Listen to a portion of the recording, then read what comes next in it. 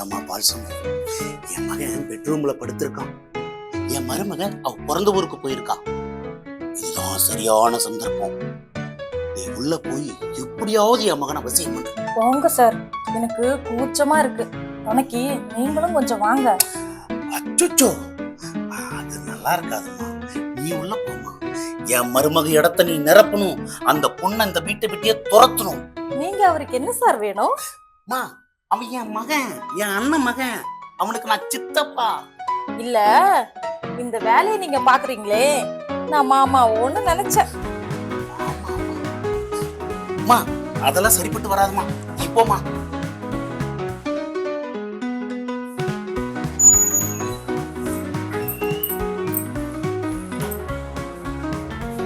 Sir, sir எந்திரிங்க. சாருன்னு சொல்லாத, மாமான்னு சொல்லி எழுப்பு. அப்பதான் அவன் எழுந்திருப்பான். மாமா, மாமா. என்ன ஒரு வசீகரமான குரல் கேக்குது. என் பொண்டாட்டிக்கு குரல் மாறிடுச்சோ? மாமா இந்தாங்க பால் சாப்பிடுங்க.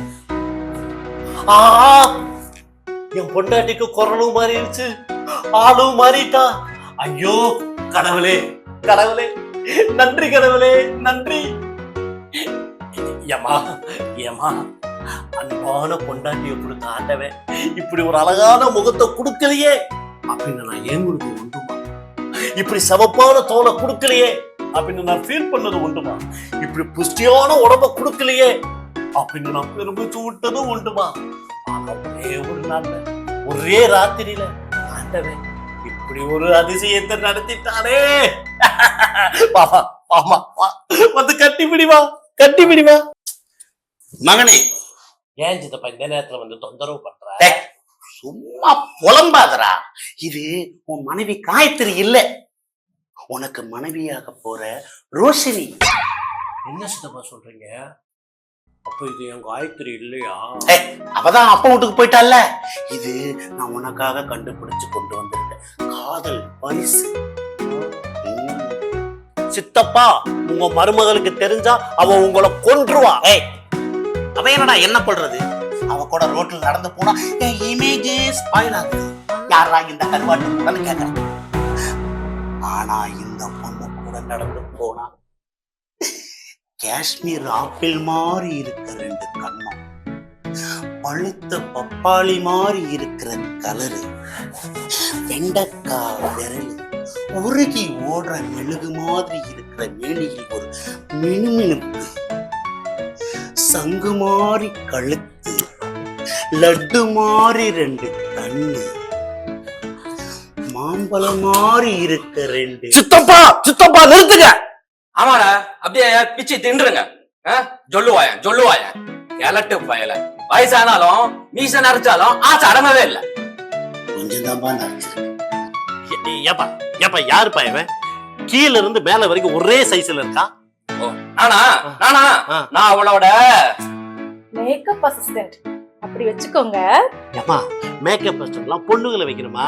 இந்த மாதிரி ஆம்பளைங்களை வைக்க கூடாது. அவனுங்க கண்ட கண்ட இடத்துல கை வைப்பானுங்க. நான் வேணா சுடிதார் மடிச்சு வந்துட்டுமா? என்ன பிரச்சனையை விடுங்கப்பா. நானே தாலி வாங்கிட்டு வந்திருக்கேன். அவ கழுத்துல 3 முடிச்சு போட்டு. அப்ப நான் ஏற்கனவே உங்க கழுத்துல கட்டி இருக்கிற தாலிய என்னடி பண்றது? அத மறைச்சுக்குவோம்.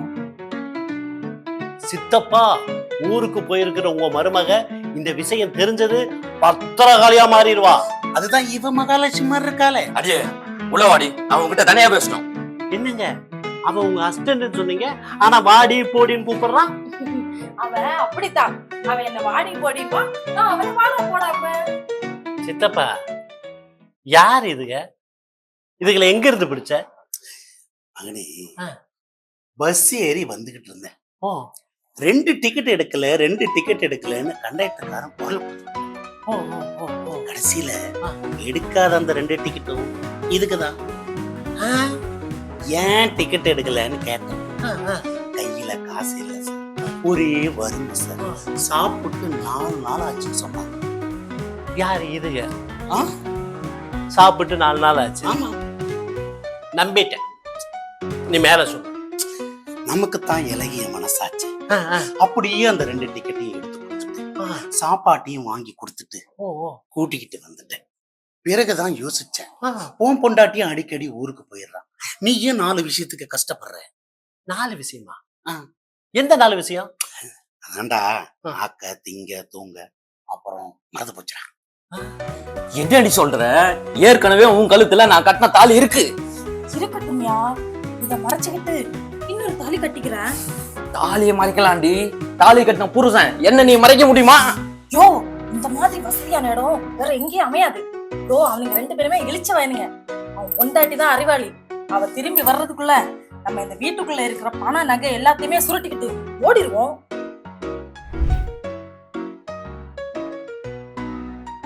மகனே, இந்த தாலி அவ கழுத்துல கட்டு. சித்தப்பா, பிறப்பு ஒரு தடவை, இறப்பு ஒரு தடவை, வாழ்க்கை ஒரு தடவை. அந்த வாழ்க்கை அவ கூட தான். பெரிய டிஆர் அடுக்குமுறையில தான் பேசுவாரு. அவ கூட வாழ்ந்து என்னடா சந்தோஷப்பட்ட? போன வாரம் கை உடைஞ்சு ஆஸ்பத்திரியில படுத்திருந்தியே, எதனால? இப்படி கைய நீட்டி பேசுன, கைய நீட்டி பேசுவியா அப்படி சொல்லி டக்குன்னு இப்படி கைய உடைச்சு இப்படி நொண்டி கை ஆக்கிட்டான். இதுக்கு முன்னாடி கால் உடைஞ்ச, அது எப்படி?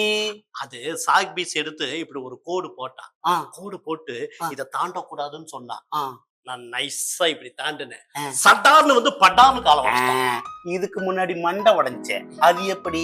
அது வந்து எதிர்த்து பேசுவியா, எதிர்த்து பேசுவியா அப்படி சொல்லி இப்படி டம்பு டம்பு டம்பு 3 தடவை முட்டுனா சித்தப்பா.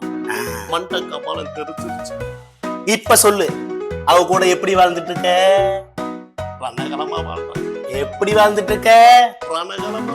அதனால தான் சொல்றேன், இந்த மகாலட்சுமி கழுத்துல தாலியை கட்டினா உன் வாழ்க்கை மங்களகரமா இருக்கும். சித்தப்பா கல்யாணத்துக்கு முன்னாடி காய்கறிங்க இப்படித்தான் அமைதி பூங்காவா இருந்தா. பிறகுதான் எரிமலையா வெடிச்சா. பிறகுதான் ரவடியாவும் மாறினா. இப்ப என்ன, கல்யாணத்துக்கு முன்னாடி ஒரு ஒத்துக்கு பாத்துருவோம். நான் விட மாட்டேன், நான் விட மாட்டேன், நான் சம்மதிக்க மாட்டேன். இதெல்லாம் சரிபட்டு வராது. சரிப்பட்டு வரும். நீங்க என்ன வச்சு ஒத்திக்க பாருங்க. நான் உங்களை நலாயினி மாதிரி கூடையில வச்சு தாங்கு தாங்குன்னு தாங்குவேன். கூடையில தங்குவியா? நான் அந்த கூடையில உட்காந்தா கூடை பிரிச்சிடாது. அதெல்லாம் விட மாட்டேன், அதெல்லாம் விட மாட்டேன், நான் சம்மதிக்க மாட்டேன்.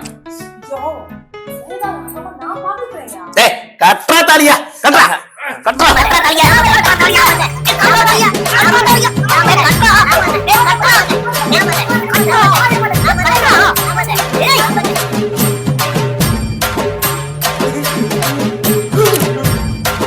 ஐயோ, நான் தாலியை கட்டிட்டேன். ஐயோ, நான் தாலியை கட்டிட்டேன்.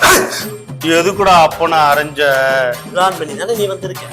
திட்டம் போட்டு தானே இந்த பொண்ணு காலத்துல நீ தாலி கட்டி இருக்க. ஆப்பிள் கண்ணு, ஆரஞ்சு பழ தோல், சங்கு கழுத்து, இந்த வெள்ளரிக்காய் பிஞ்சு விரல், இப்படி எல்லாம் நீ சொல்லும் போதே நான் ஓச்சிருந்துருக்கணும்.